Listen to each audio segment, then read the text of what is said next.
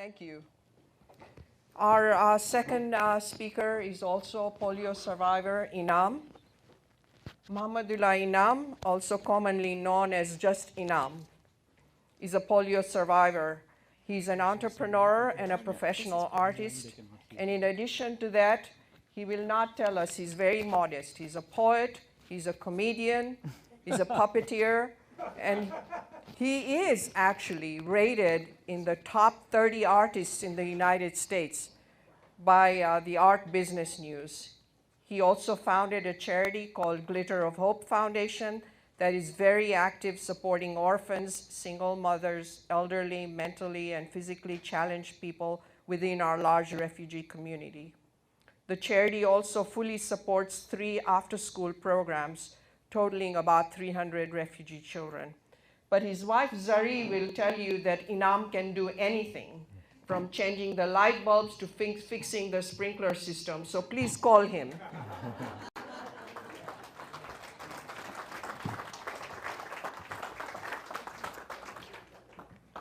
Thank you very much, Dr. Harj. Good morning, everyone. Good morning. I am honored to be here today. I especially like to thank Shriners, Rotary Club, especially the Emory Clifton branch, Dr. Harji and Mr. Yamin Farad for giving me this opportunity to say a few things here today. I contracted polio virus when I was a baby. And as a result, my right leg was affected, and I was not able to walk properly until I was operated on when I was about 10 years old. The surgery did help me, but still the right leg is about 1.5 inches shorter than the left leg, and the muscle mass is also significantly less. When I was 7 years old, in my elementary school in Karachi, Pakistan, I think I was in 2nd or 3rd grade, I tried to take part in the soccer team trials. You know, I was a boy, 7 years old, and I wanted to be part of the group that I was with in my school. About 20 or so kids were there in the line.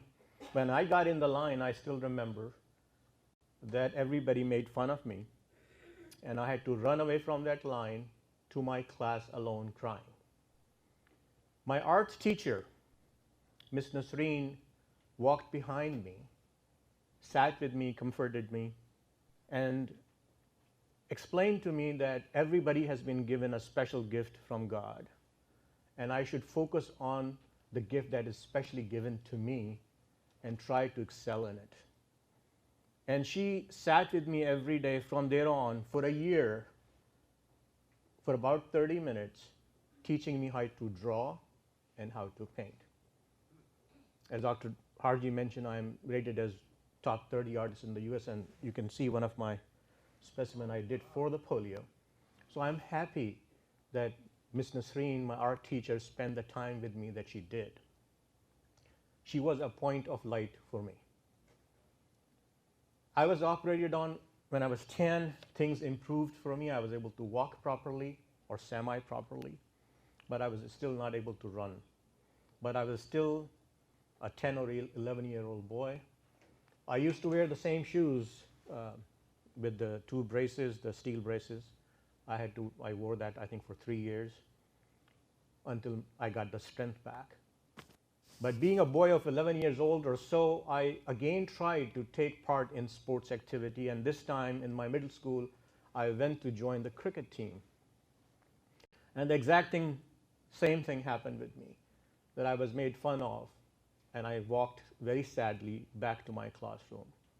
This time, my vice principal, Mr. Khan, followed me, and he said pretty much the same thing what Ms. Nasreen told me in my elementary school, that everybody has given a special gift. I should focus on that and try to excel in it. He made sure that I become the umpire for the cricket team, though. That was very nice of him. He was a point of light for me.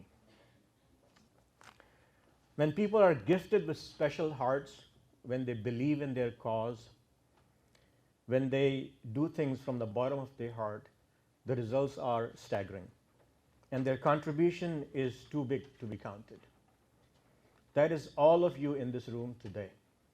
Each and every one here today is a point of light for I don't know how many children all throughout the world. You are the face, body, and the soul of polio eradication in the world. And as a polio patient, I want you to know that your efforts are much valued and appreciated.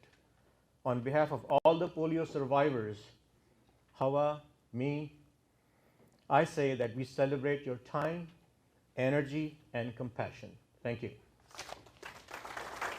Thank you, Inam.